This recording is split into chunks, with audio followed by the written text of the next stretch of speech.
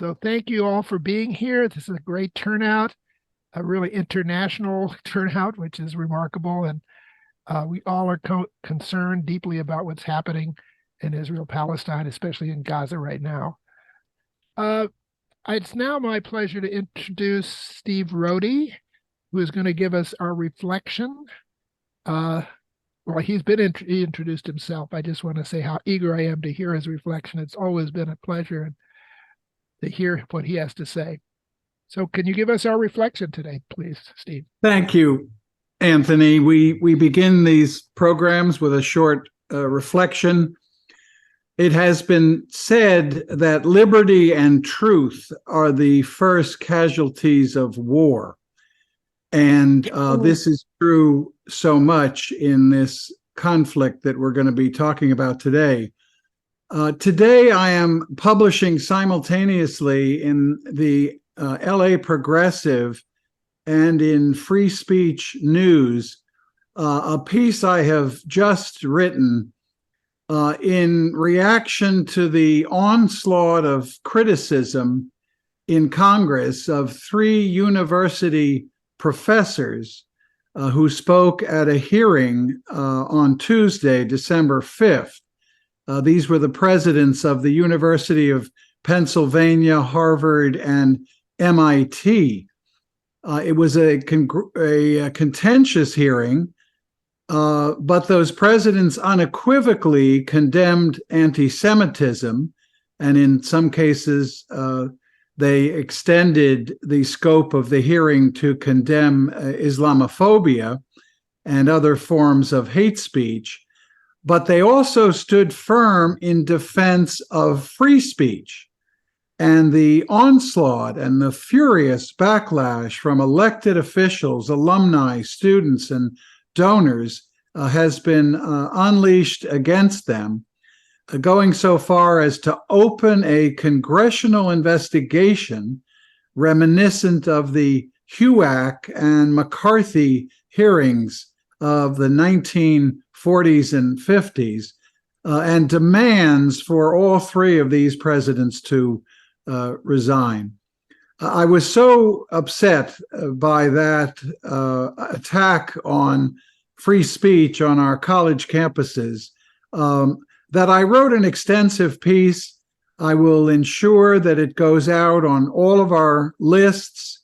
We'll make an attempt to send it internationally later today if we have the email addresses of all of our new friends who've joined us today.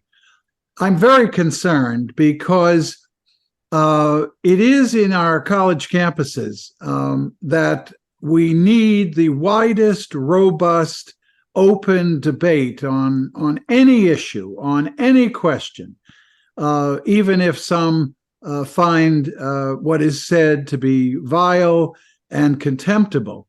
But there are rules. The First Amendment is not absolute.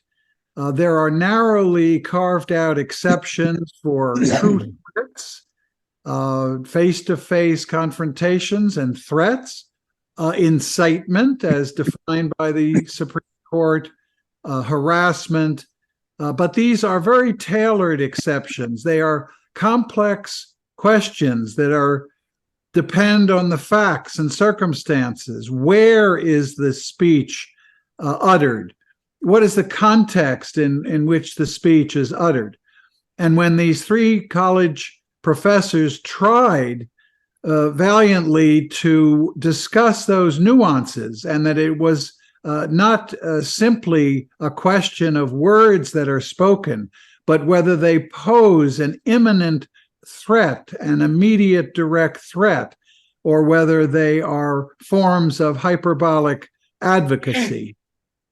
I conclude that piece with the following reference. Ari Nayar was former executive director of Human Rights Watch. He was born in Nazi Germany and became a refugee when his family fled in 1939, when he was only 2 years old. He was national director of the ACLU, at the time of the Skokie controversy, when the ACLU defended the right of American Nazis to conduct a peaceful, nonviolent march down the streets of Skokie, Illinois, a predominantly Jewish community. In his book, Defending My Enemy, from 1979, Aryeh Nayar said these words, and I want to say in reading this that we could substitute the word for Jews with any group. In today's context, it could be Palestinians. In the context of the Red Scare, it could be communists. It could be any group that is struggling to be heard and to speak up. And it is also those who are the targets of hatred as the subject of attacks. But what he said, and I want to be very clear in reading his words, quote, "Because we Jews are uniquely vulnerable, I believe we can win only brief respite from persecution in a society in which encounters are settled by power. As a Jew, and I would say others, therefore concerned with my own survival and the survival of the Jews, the two being inextricably linked, I want restraints placed on power. The restraints that matter most to me are those which ensure that I cannot be quashed by power, unnoticed by the rest of the world. If I am in danger, I want to cry out to my fellow Jews and to all those I may be able to enlist as my allies. I want to appeal to the world's sense of justice. I want restraints which prohibit those in power from interfering with my right to speak, my right to publish, or my right to gather with others who also feel threatened. Those in power must not be allowed to prevent us from assembling and joining our voices together so we can speak louder and make sure that we are heard. To defend myself, I must restrain power with freedom, even if the temporary beneficiaries are the enemies of freedom." And today I would say that therefore Palestinians must be free to express themselves, that they have a right to speak, a right to publish, a right to gather with others who are also feeling threatened. I've said in my article that we need to follow the free speech rule, the free speech golden rule. Protect the free speech of others as you would have them protect your speech. I'm very worried as people in Congress, in the White House, across this country rally to suppress speech on our college campuses. They should be very worried. There could be other college administrators someday. There could be other people in power someday. There is a candidate for president that speaks of imposing a dictatorship in this country. Be careful what you wish for when you empower government and the authorities at our college campuses to suppress speech that they find vile and contemptible, because the tide can turn, and the powers that be, empowered by that taste of censorship, can turn on you and suppress your ideas and your freedom of speech. I'm eager to share the longer piece, which discusses all of the legal aspects of this and quotes advocates for free speech, especially in a time when congressional hearings are being called for, when suppression of speech is being called for. This is a very dangerous time. It doesn't compare to the dangers that our speakers and their families are risking in the Middle East. But it is a dangerous time nonetheless, and we must steel ourselves not to lose truth and freedom in the midst of this turmoil. Thank you very much. Well, thank you, Steve, for really powerful and timely reflection. I noticed that two of my Quaker friends have come on board, Phil Way and Maggie Hutchinson. Welcome to you both. I think now, I think Robert Corsini had a brief film that he was going to show us, and then we can start with our speaker. Is that a good order? Flip that. Steve? We're going to the speaker first. Speaker first. Okay. Well, And Rick is great. introducing her. And Rick, please introduce our speaker, Jasmine. And thank you, Steve. That was great. That was great. Freedom.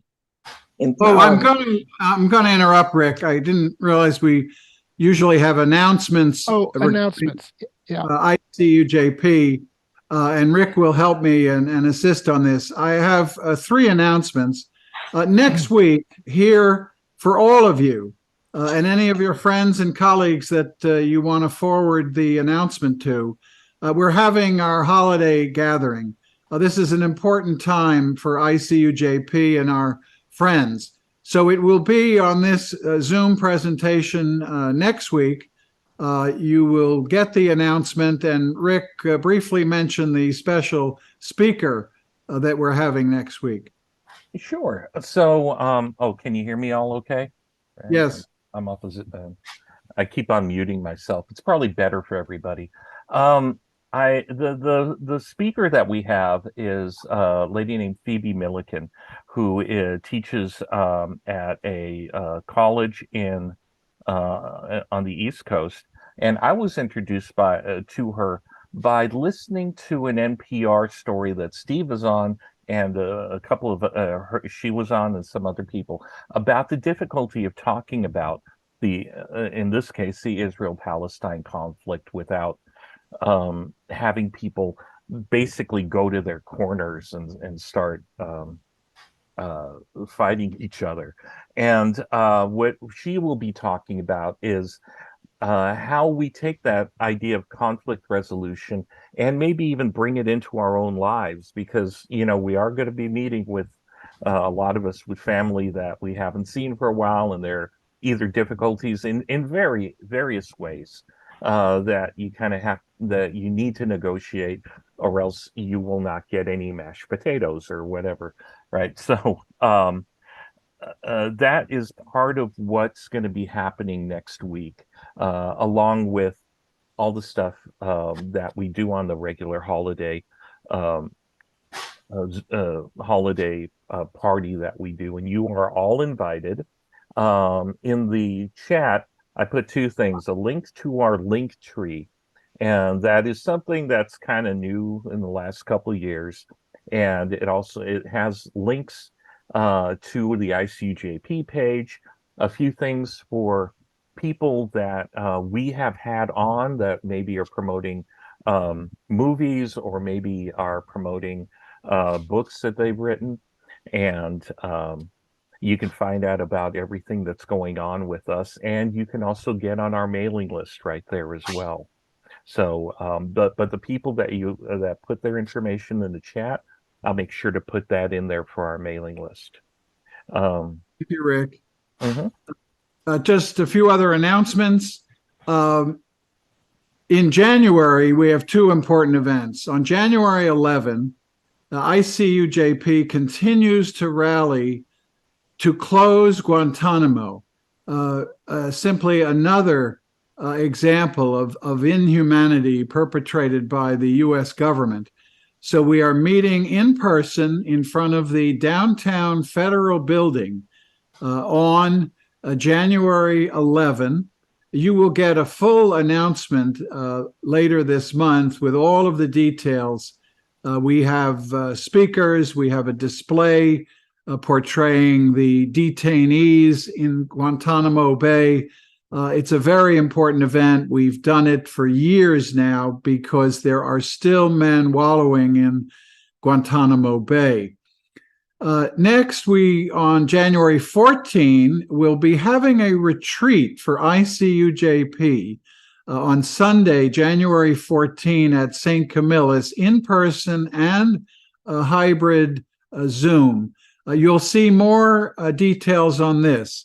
We want to take a few hours together in community in order to consider the future of ICUJP, strengthening our message, spreading our word, and all of you will be invited to that program on January 14.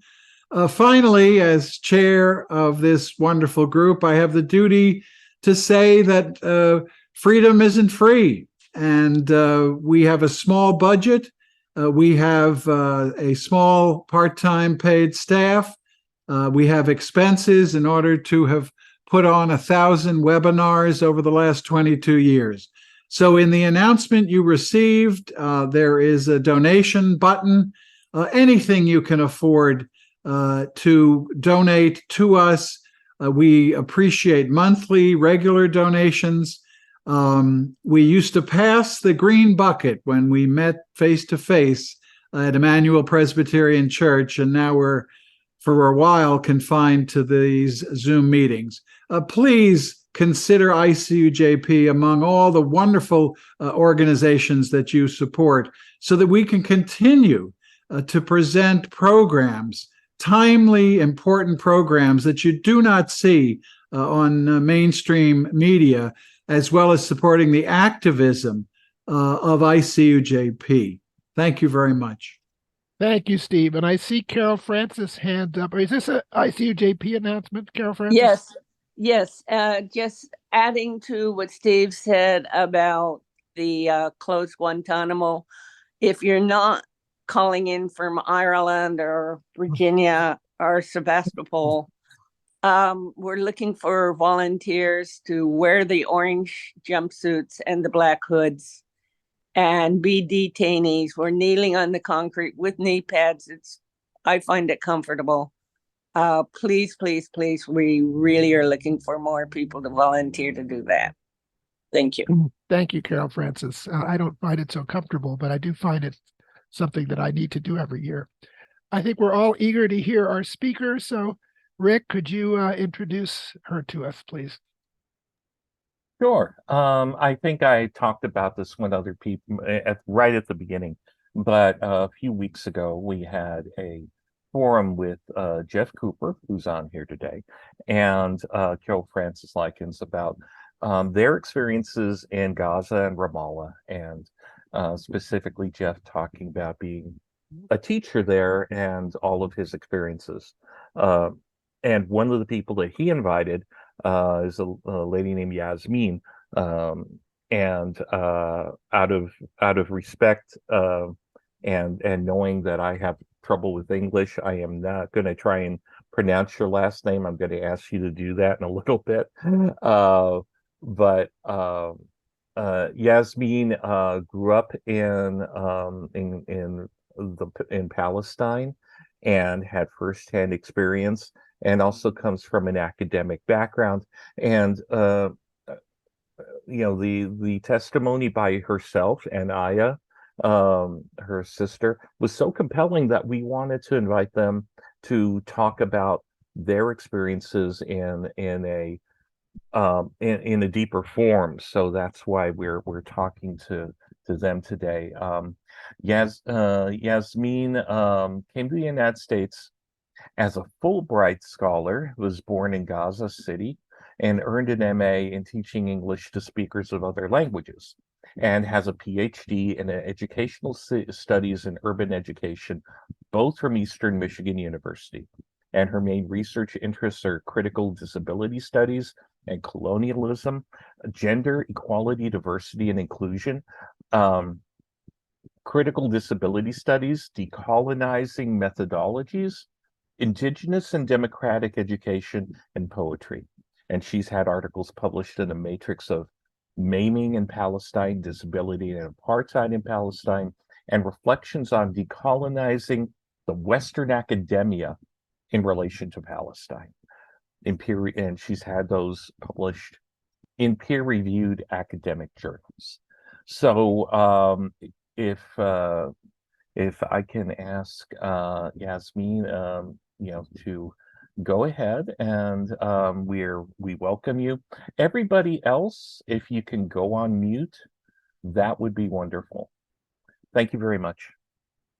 Thank you, Rick. Thank you, everyone. I appreciate you having me here today with you. And my name is Yasmin Snounu. And I'm from Gaza. I was born and lived most of my life in Gaza until I received the Fulbright scholarship back in 2009. So I remember that time. I remember I still, have the memories of the attack on Gaza in 2009. And all I was saying was, I want to live. I want to go get, my master's degree. I want to go on the Fulbright scholarship. So I survived, my family survived, but I always also having these memories coming back. Now I've been also having health problems, and basically because of the white phosphorus that we inhaled in Gaza back in 2009. So I have an asthma that is always with me, reminding me that we did survive. But right now, the situation is worse. And to say the situation is worse is actually the least to say. We cannot even compare, the other attacks on Gaza with what is happening right now. So I'm gonna start here with you. This portrait is done by one of my friends who is also from Gaza, Diana Akila, and she did the portrait right after the second extensive attack on Gaza, which happened in 2012. So she was still in Gaza, and she was drawing this right after that attack happened. So today I will talk about how the scheme of colonialism manifests itself, not only in Palestine, but also I want to take you into the bigger picture of what is happening in Palestine, because we cannot talk about Palestine without talking about everything else that is related to what's happening. I see, Carol, you have a question. I see your hand raised. You're good? Okay. So before I do that, I would like a moment of silence for Gaza.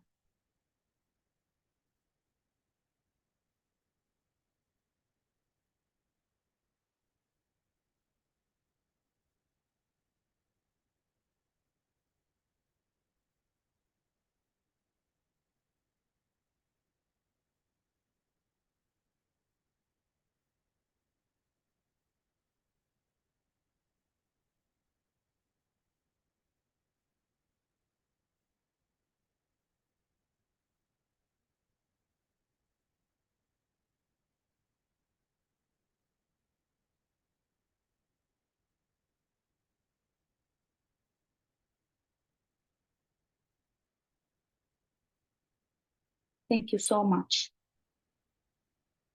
Okay, as a Palestinian living in Windsor in Canada, I would like to read this land acknowledgement that I wrote.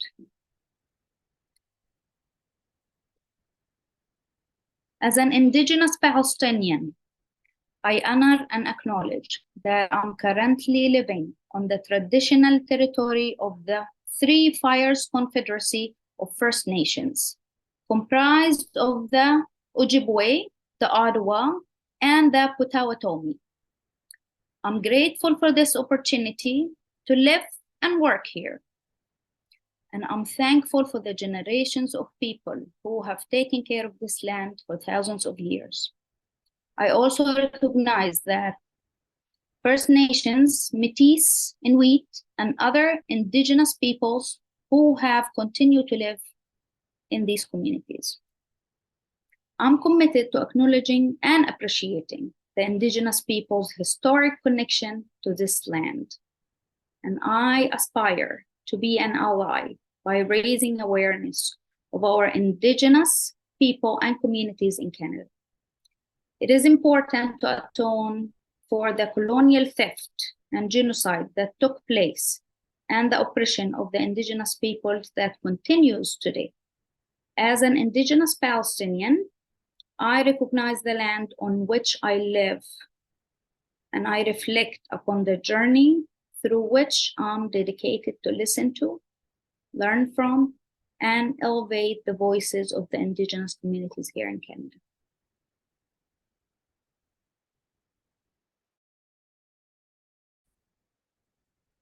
Okay, so what are we talking about today? I wanted to discuss why there is, and this comes from different people.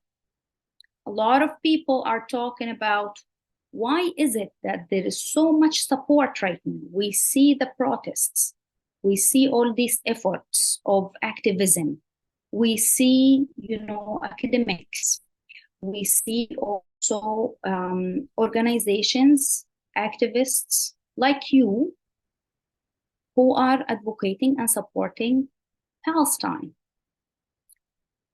But why is it that no one is able to stop Israel?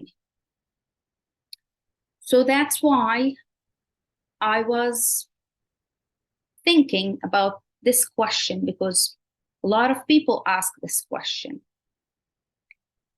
There seems to be a lot of support, but there seems to be a struggle in even sometimes asking for a ceasefire. Some people are still negotiating in the policy tables on whether to push for a ceasefire or not in Gaza. And so it's also interesting to see a lot of young Americans and Europeans who are advocating for Palestine using the social media platforms. That's something that I actually was a little bit surprised to see, because I never imagined I would see, those young people who could be aware or have some education on Palestine, on what's going on, and then use their platforms to advocate, to speak up, to talk about what's happening in Palestine. So, usually, as an academic, I like to look at the power hierarchy from different theories.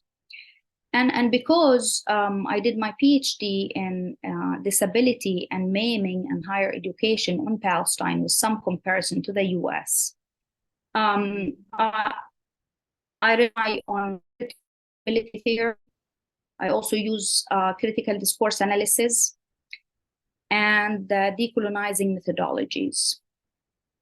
So when I look at these theories, I'm looking at what's happening from a power relation hierarchy, okay? I'm looking at also the language. I'm looking at how the discourse, the political discourse, is sometimes being used to brainwash people. So what I see when I look into what is happening to us as Palestinians is a colonial system that is established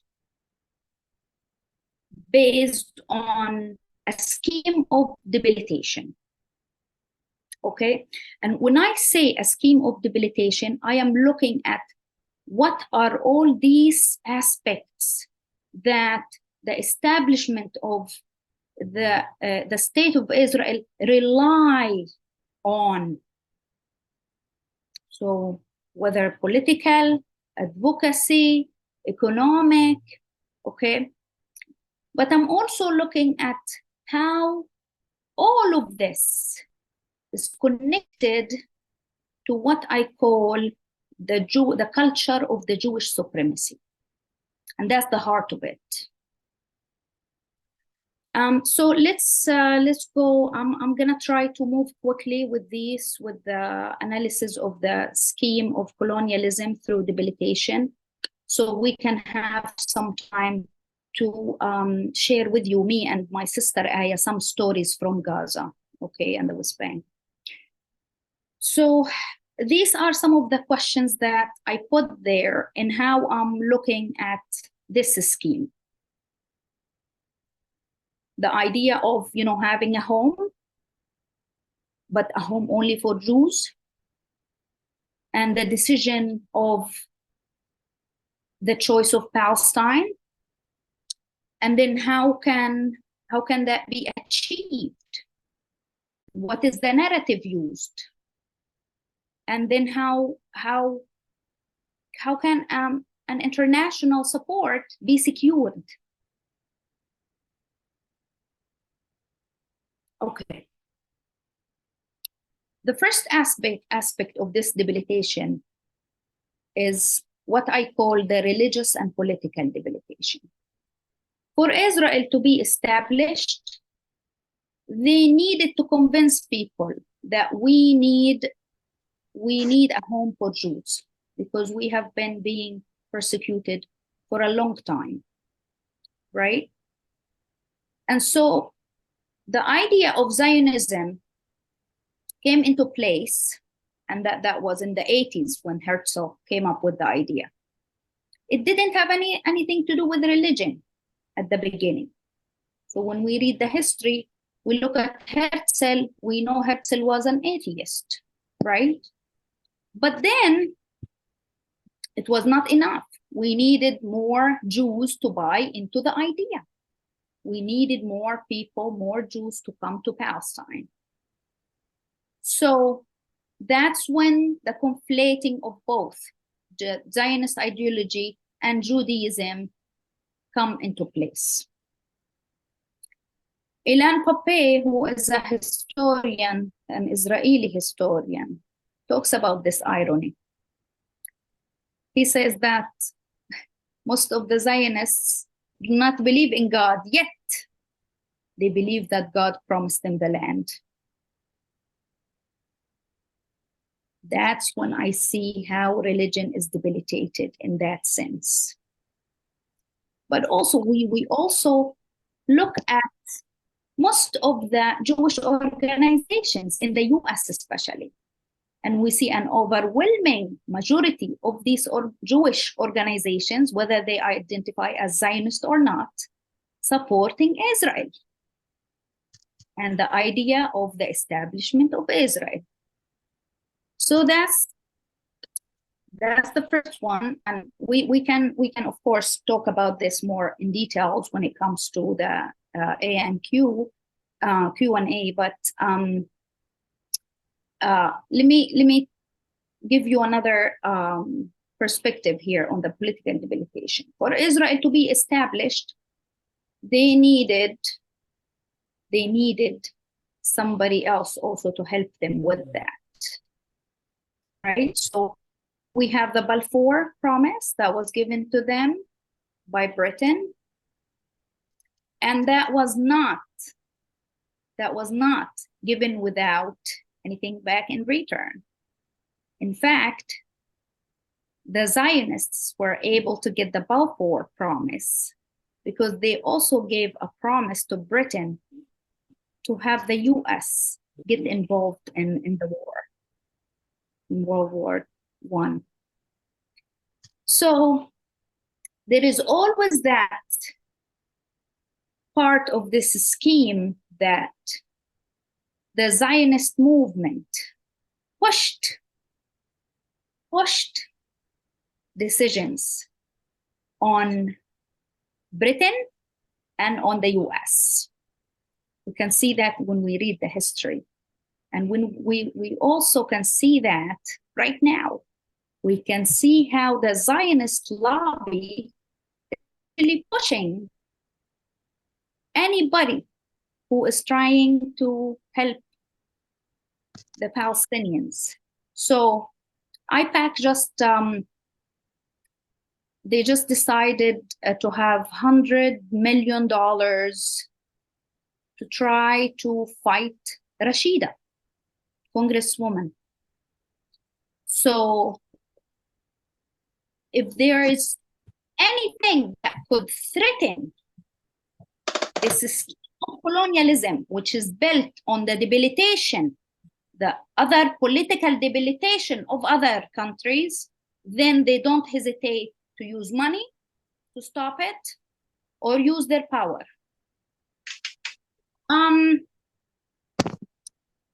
I also put this book here. This book is for Alison Weir. And Alison Weir is an American journalist who started documenting and putting out numbers and statistics about Palestine and about the history of Palestine. This book is a powerful book that I recommend, Against Our Better Judgment.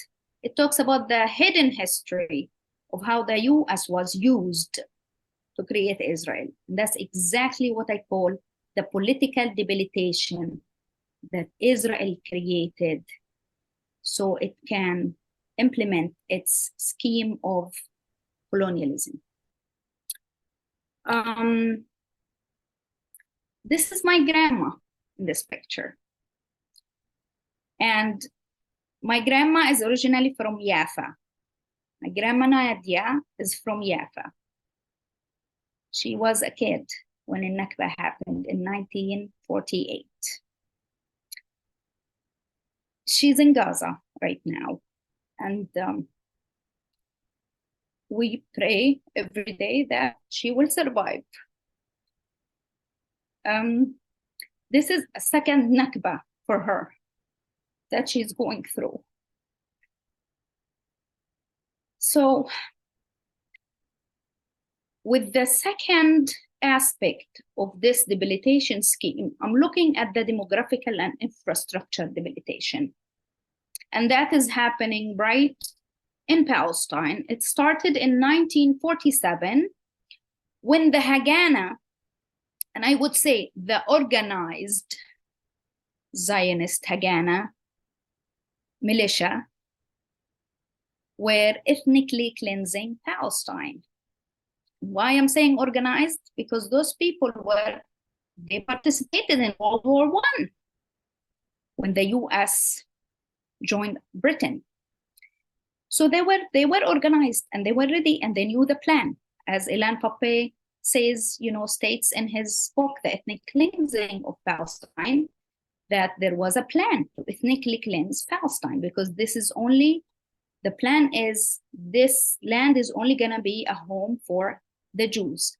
Anybody else should be kicked out. So the Palestinian villages were destroyed. A lot of Palestinian villages were destroyed in 1947. 1948, that's when Israel declared that their state, right? But they had to prepare the land. They had to get rid of the people first. And so Nakba also, which is continuation of the destruction of the Palestinian villages that started in 1947. The second picture here, you can see the Jaffa port. This is a picture of the Jaffa port. And I remember that my grandma always, tells us about how the food is good. We learn all the Jaffa food from my grandma. the food of the people who are on the Mediterranean in Jaffa.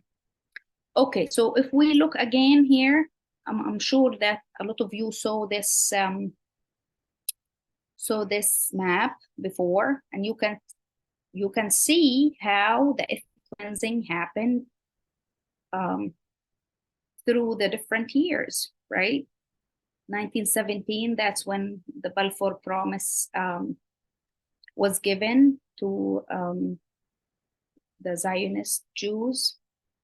And then we can see also 1946, that's when also the immigration of the Jews, more especially after the Holocaust. And the interesting thing is that Palestine welcomed the Jews. And even before 46, they were coming to Palestine. And I have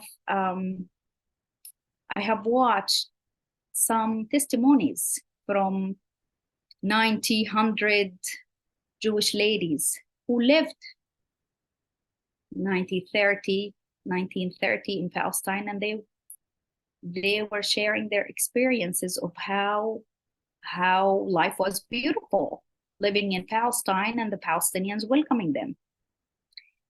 But it was no longer beautiful when this colonial project came into place. And so 1947, that's also when the UN partition plan came into place. And I always think to myself, we have been relying so much on the UN to stand as a neutral, but also to advocate for the rights of the indigenous Palestinians. Yet, when we go back, actually, they did the worst thing. They're the ones, the UN is the one who did the partition plan back in 1947.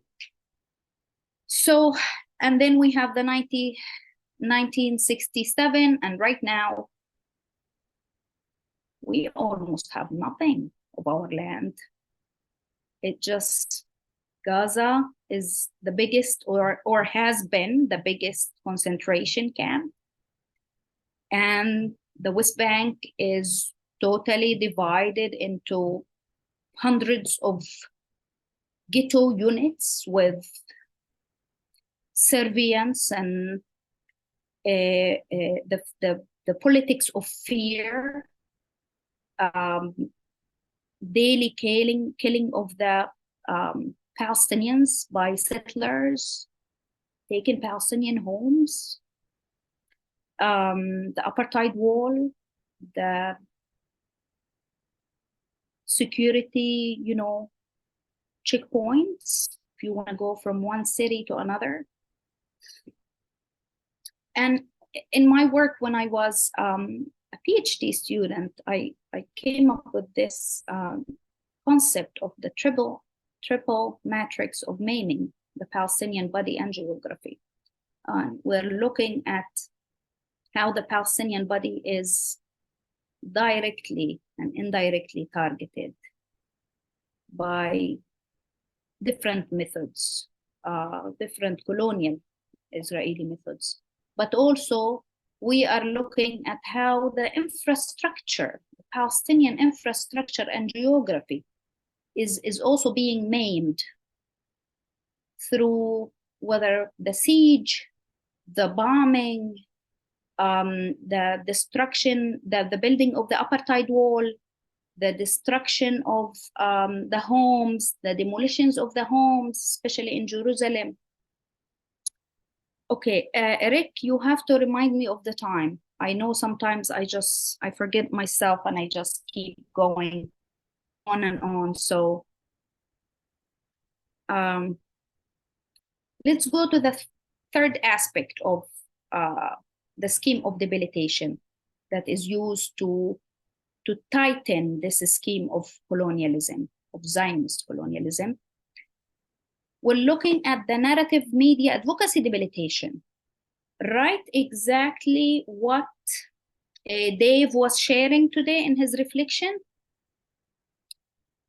this is one example of what I call the advocacy debilitation.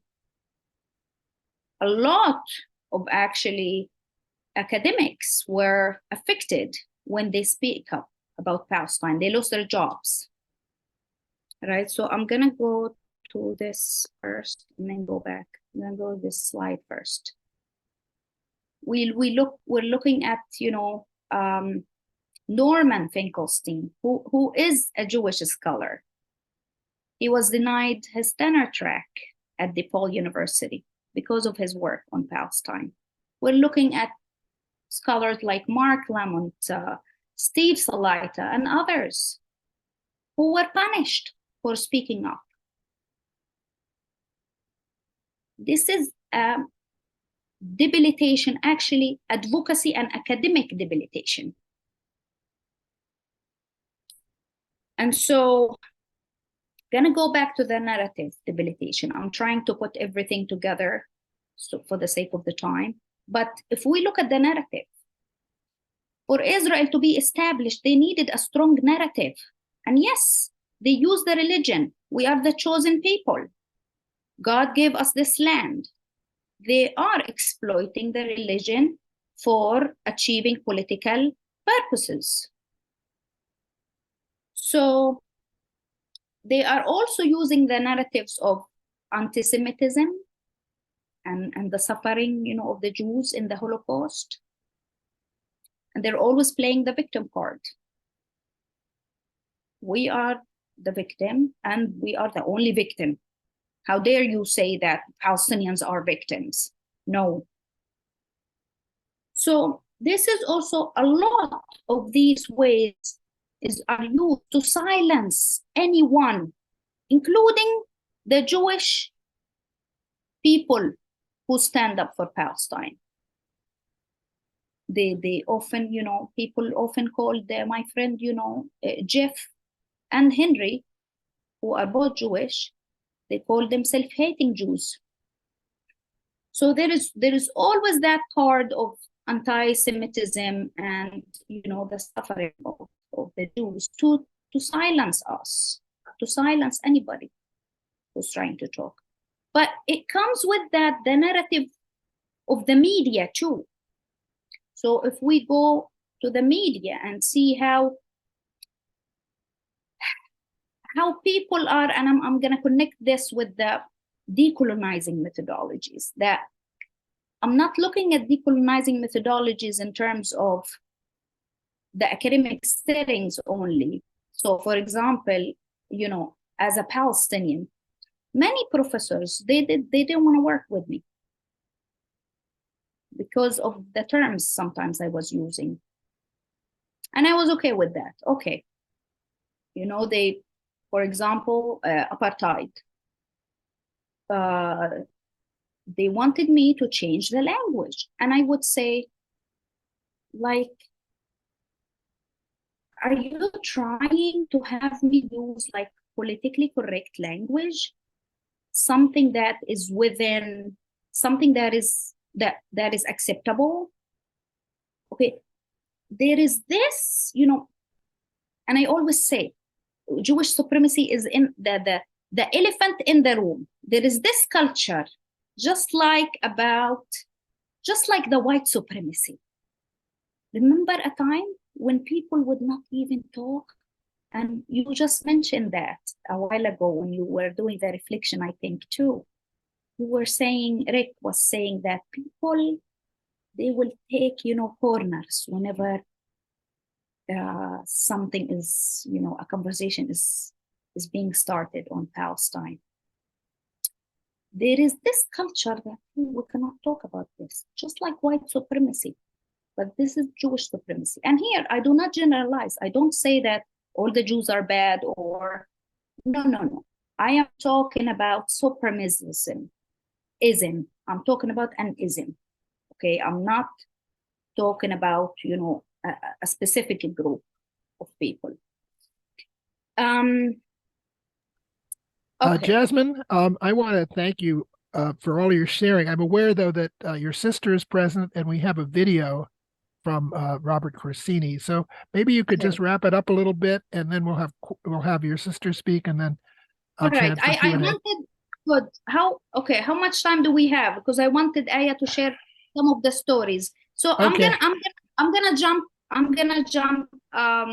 here to we are talking now between the past and the present.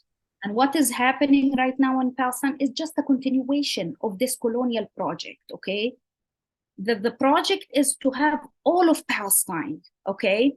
And that's what's happening. We can see that with all the techniques, but the only thing that is different is that they have more developed weapons of mass destruction that they are trying on us.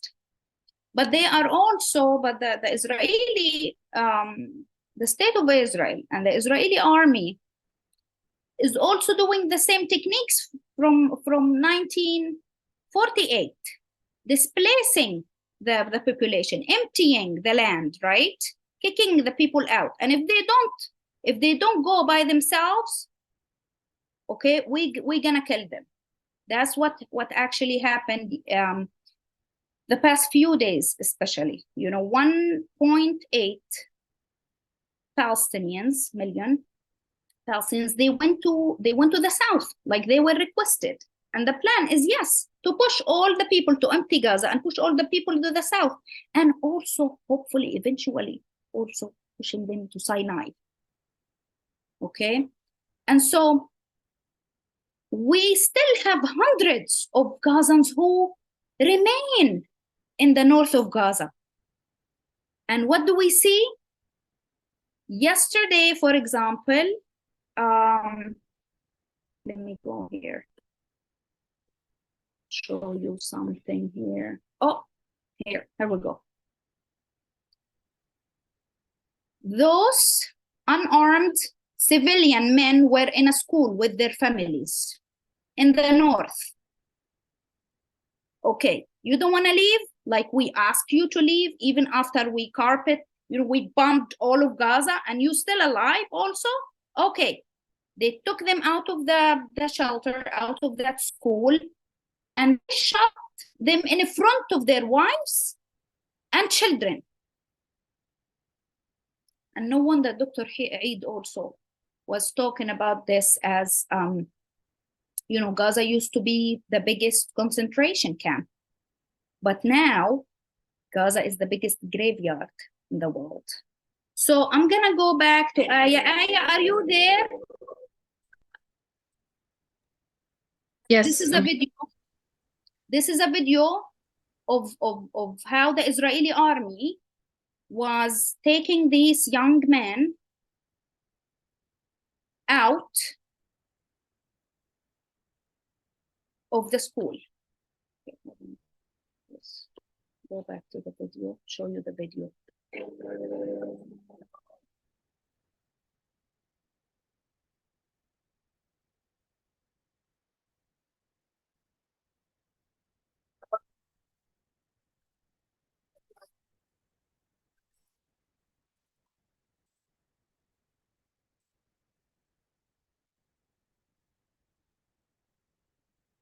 Okay, I'm gonna go back to Aya now, because Aya, my sister, is in Ramallah, so she gets to talk to our family and friends on a daily basis. She hears the story every day. And so I'm gonna have her, talk a little bit, share with you a little bit of the stories, okay? But here is something that I wanted to also share with you. Almost no one in Gaza has enough food, and we know that very well. We know that many people even, we know that our friends are starving, our families are starving. We know that because we talk to them.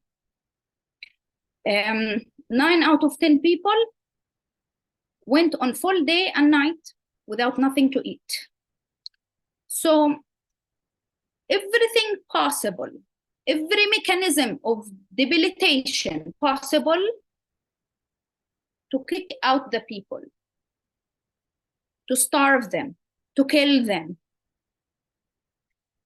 And all of this while they are also securing a full support of the international community from under the table, okay? And a full support of also the United States and most European countries through politics, through the political debilitation. We got the powerful Zionist lobby in the US right there in their politics. And like Joseph also commented, in academia too.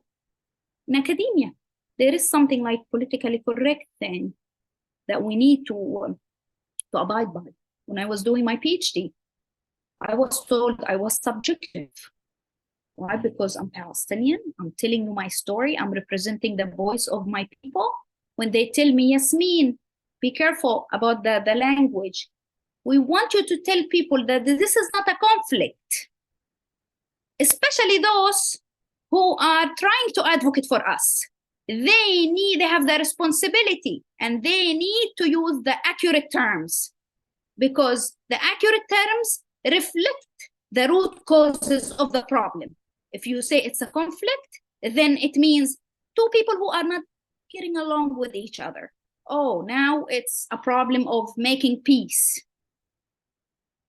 Two people who cannot live together. When the problem really is how the Zionist project came to take our land and kill us and keep kicking us out of our land, and we have to be, just okay. We should not even talk. We should not even resist, because if we resist, then we are terrorists. But it's okay for Ukraine to resist. Yeah, they are heroes, but we are terrorists. I mean, what is this double standard when it comes to media also, and the narrative on the media? It's just disgusting. It's disgusting to see. And then we ask, who decides about the standards of what terrorism is, or the criteria of what terrorism is, or how it looks like? And so, and even if there is criteria, some criteria apply, to people. Criteria can be applied to people, but cannot be applied to other people. Again, supremacy. Aya, are you there? I got you some statistics while we get Aya on. This was, and I also I suggested a lot of books here, and some also videos where you can watch some news and some articles, some academic articles as well that I wrote and published. So maybe that can, give you more details of what I have been talking about in this presentation, if you would like to read more. But I've been following the Euromed Human Rights Monitor, and what they do is they give you the numbers. Here we have, as you can see, the people who were murdered in Gaza are exceeded actually now the 21,000. Now keep in mind that we still have thousands of people who are missing. So at least 7,500 are missing in Gaza. Can you imagine this number? And then with most of the buildings flattened in Gaza, you can also try to imagine how many people are still under the rubble, with no possibility whatsoever of removing the rubble at this time and trying to get even those who may be alive. So Joseph also mentioned journalists, 78. Actually, I read 81 this morning. But we have 150, for example, press buildings that they were flattened too. 101 mosques destroyed, 3 churches totally destroyed. And we can go on and on. I'm gonna have Aya talk now. Aya, are you there? Yes, I'm here. So to continue what you have said, also over 200 from the medical staff. So they are targeting and killing all the people, the best of the people, the medical staff, journalists. I know a family who's all of them, they are businessmen. One of the most rich family in Gaza. Before the truce, a week ago, they found them in the middle area of Gaza. Over 150 people. They are all under the rubble, and also most of them, they have foreign citizenship. So the Israeli army, they know that there is a civilian in this building and who's the building this belong to. So they know everything. For our family and friends, most of them, they are now in the south. No safe place at all. They keep telling us that we are under the mercy of God. No place to go to. They are literally starving. Literally, no clean water. They can hardly find clean water to drink. No water, not clean. No water even to wash themselves or to just for the ordinary uses.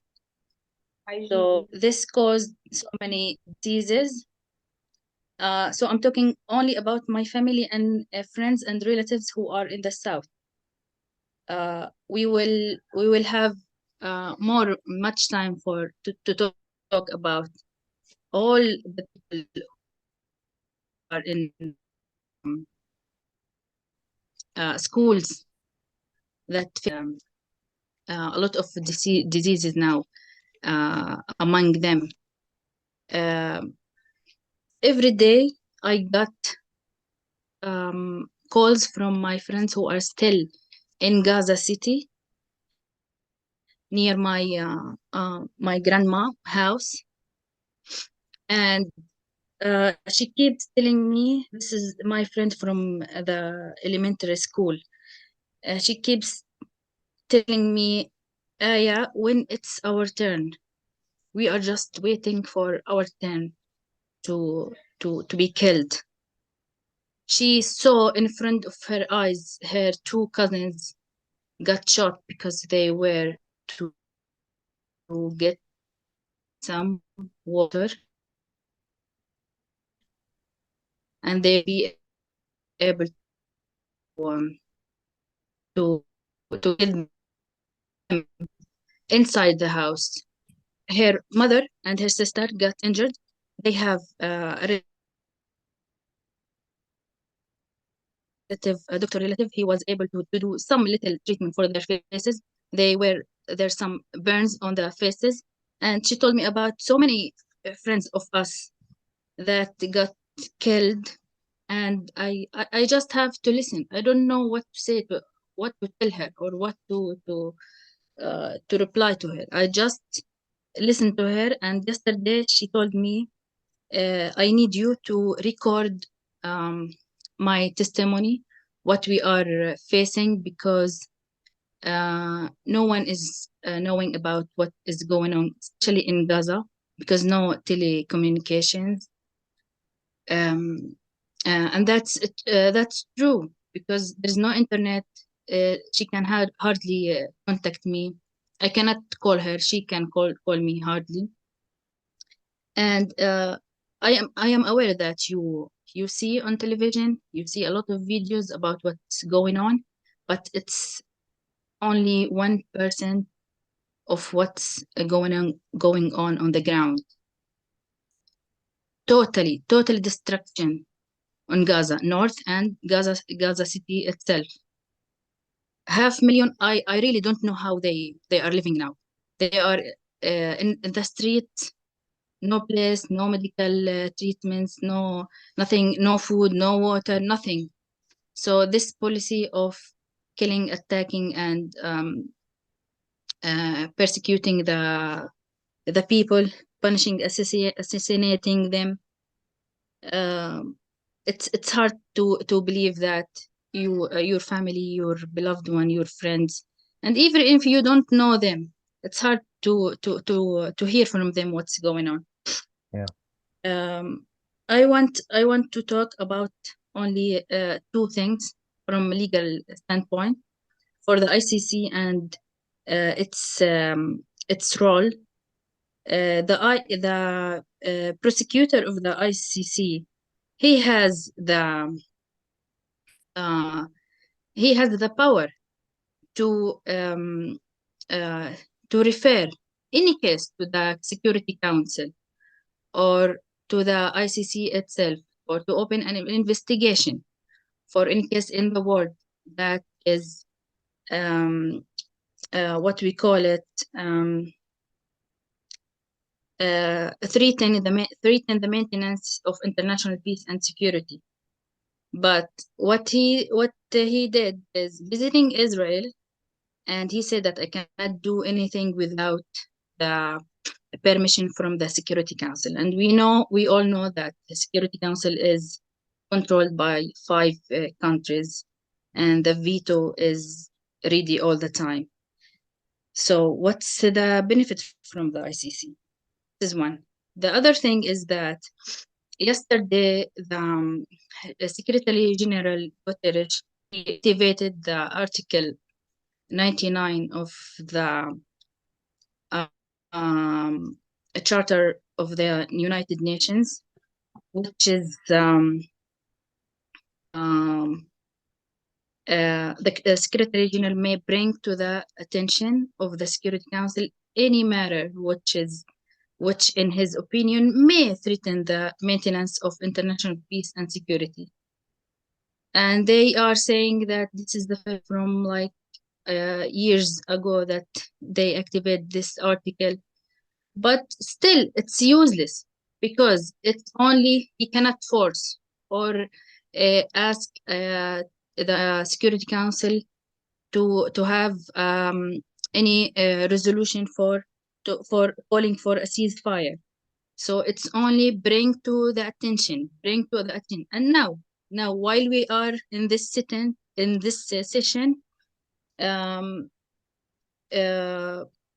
are not, the American, they are calling for not a ceasefire. They are saying no ceasefire right now. That's it. Well, Thank you. thank you, Aya. That's very moving, and we really appreciate you sharing your experiences and your perspective. We have some questions. Dave, I think you have a question that you want to raise, so let's hear from you. Yes, I do. I really appreciate the theme of debilitation. I never thought of this colonial project as being based on debilitation.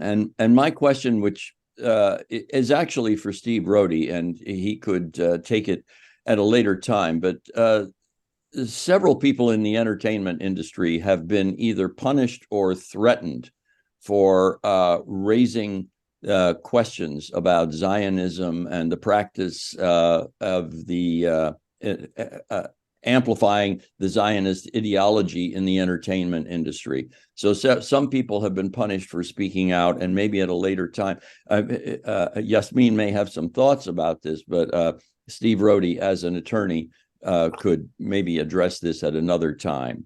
The issue of censorship and censoring, of marginalizing voices in Hollywood and across America is a serious problem. We've actually devoted some programs to that, and maybe we'll devote another program to that in the future. You can also go to KPFK the National Lawyers Guild show, where we've done programs on that, and we're doing some more of those. But I'm eager to turn questions directly to Yasmin and her sister. Yes, thank you.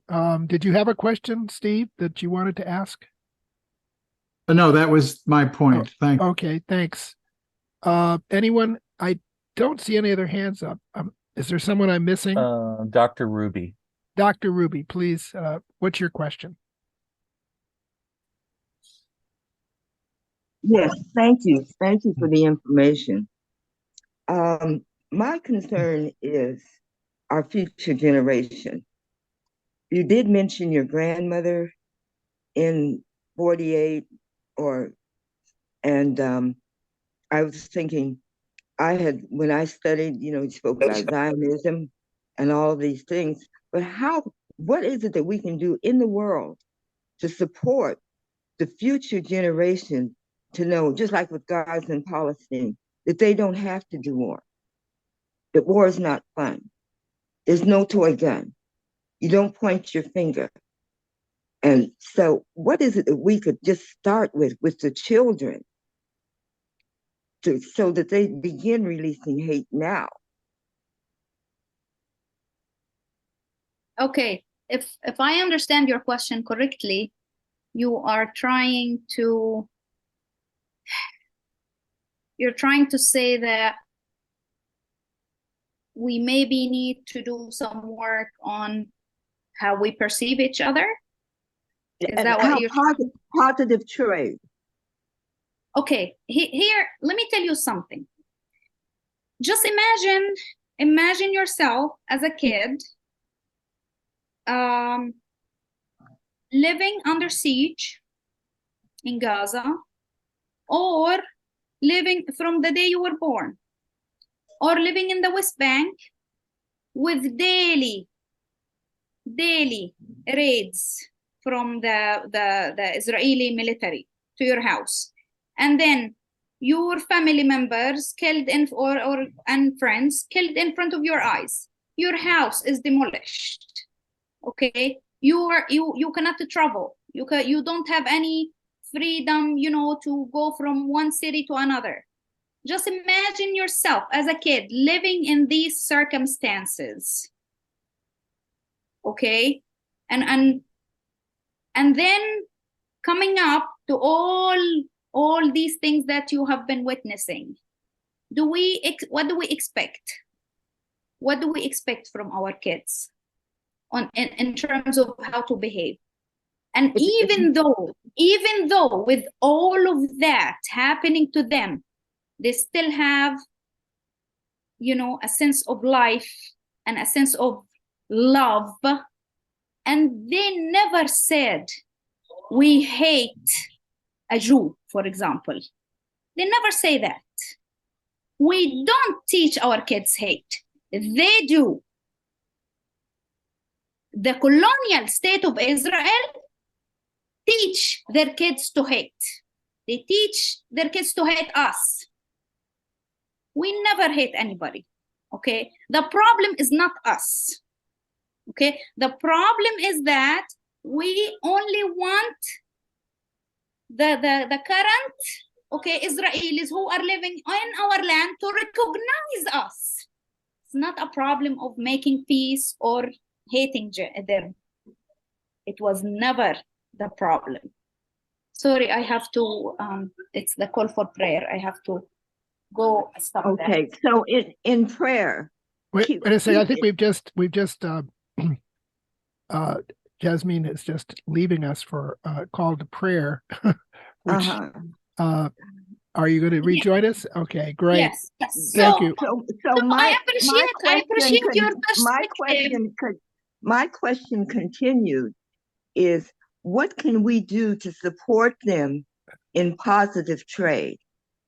Like I said, the very first thing is to recognize the root causes of the problem. That's the very first thing. Second, well, we've got that. Work on the narrative. Work on the narrative that is given to us, because they always,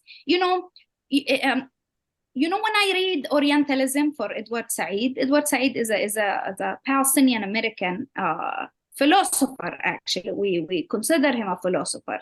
He comes up with this othering, the notion, the concept of othering, that how in his Orientalism book he describes how the West is depicting this barbaric image of the East, especially the Arabs, and how this image is demeaning, and that's why it creates that culture of inferiority that a lot of people think that, oh, it's okay to kill Arabs. In fact, one of these narratives that the state of Israel is built on is a good Arab is a dead Arab. So who teaches hate? You see, we gotta know all the. We gotta know we have to learn and educate ourselves on the bigger picture of what is happening. We gotta work on the language. I heard some of you today is still calling it a conflict. You know, why don't we call it as what it is? You know, it is colonialism. It is a Zionist colonialism. And I do think that the Jews have the higher responsibility, actually, of standing up, okay, because it is in their name. Okay, so I also wanted before I forget this, because that was in the first question. I suggest that there is a documentary, powerful documentary by Dr. Jacques Shaheen, Bad Real Arabs. Dr. Jacques Shaheen, he's a well-known academic. He talks about how Hollywood depicts this picture of the Arabs too in the movies, and that's exactly what Steve was referring to, and how this also creates, again, a status of debilitation for any powerful movement to advocate for Palestine, because the culture it's subtle, you know, it's there in all the aspects of the American and the European life, and it comprises an internalized way of thinking that not many people would question why and how we come to learn this. I've been this is such an agonizing crisis, and I think it's a time for all hands on deck. I think we all have to do something. All of us have to do something. I've been calling my mainstream congresswoman almost every day and getting nothing back. And my next message for her is going to be, look, I'm a longtime activist in Pomona. I'm going to be, if you don't get back to me and talk to me, or have one of your reps do the same, I'm going to actively oppose your reelection. I'm a Democrat, you're a Democrat, but as far as I'm concerned, you are participating in genocide. Get back to me or else. That's about where I am. And I'm, you know, part of what motivates me is Jewish Voice for Peace. Yeah. In the midst of my extreme anger with Netanyahu and so much that surrounds him and Joe Biden, I look to Jewish Voice for Peace. And one of the reasons I do is that I see so much self-insight there. You know, they can say, I am a Jew and I oppose what's going on. So you know, I think while we point the finger at others, we have to also point the finger at ourselves. I'm a Christian man. I'm an American Christian man. I sit on stolen ground. As a Christian, I know that religion is part of the solution, but it's also so much part of the problem. There's a massive church in Dallas filled with Christian Zionists, and my faith, my congregation, my faith tradition has to speak up and say that is a complete distortion of the Bible. It's ridiculous. And we have to speak out within our religious communities where we see our faith communities doing crazy stuff. So yeah, let's be angry and let's go at it, but let's also keep that self-insight going, because I have to, in the final analysis, be humble in the face of my own people's craziness and colonialism and racism. That's so let's all just be on deck and doing the best we can in the midst of our anguish to do something here. Thank you, Richard. Yeah, that's yesterday when I was attending the commission here, the Wayne County Commission meeting. Actually, the people, many people, many Arabs, they all said what you just said. They said, hey, if you don't put the resolution back and vote yes to it, we will vote you out. Exactly, all of them. And that's why, you know, when somebody says something, you need to believe them. And that's the strategy of Israel, is that they have been saying that to everybody, you know, but people sometimes they prefer not to see the truth, the bitter truth, right, about Israel. And so when the Zionist lobby says to people, if you say that, I will kick you, you will lose your job, you know, they mean it. When they started the campaign against Rashida, the congresswoman, the only Palestinian congresswoman, they mean it. They already now devoted 100 million to kick her out. So we also need to have standards and mean what we say.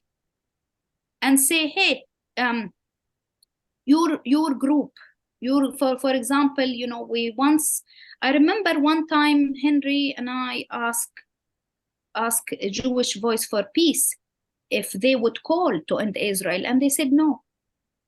So if you believe, okay, you can criticize Israel, but you still believe that it should exist or it has the right to exist. The problem is that, and that's the essence of the problem, is the existence of Israel. But does the United States have the right to exist? Look at the tyranny, the crime, the slavery. Look at what we did to the indigenous people. Do we have the right to exist? Yes, I totally agree with you. But when we say end Israel and Israel doesn't have the right to exist, we're talking about the system. We're talking about the apartheid. We're talking about the policies. The Israeli Jews can stay. As a Palestinian, I'm telling you, I don't have any problem with anybody from any religion to stay on my land. But they need to recognize that this is a native Palestinian land, regardless of, you know, the religion. And we don't want a Jewish state. I always say, we don't want a Jewish state. We don't want an Islamist state. We want one democratic state that includes everybody. We don't have a problem with the people, okay? The problem is when we say end Israel is the regime. We're talking about the regime of colonialism. You go away and we will live together, you know, peacefully. Because we welcome the Jews who came from the Holocaust and they were happy with us. Yeah. And right? Yeah, it happened before. You have nailed it. You have nailed it. Happened. It can happen again. It's in essence, it's about democracy. It's about human rights.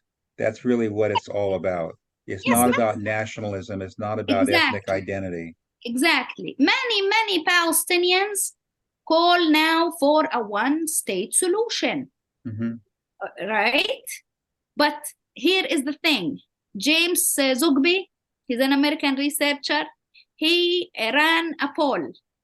Okay, he asked, what do you see the solution? They both said, the Israelis said one state and the Palestinians said one state. But you know what the difference was? And that was a couple of years ago, I think 3 or 4 years ago. The Israelis said one state only for the Jews. The Palestinians said one state for everybody with equal rights. If that tells you something, that should tell you everything about what's happening right now.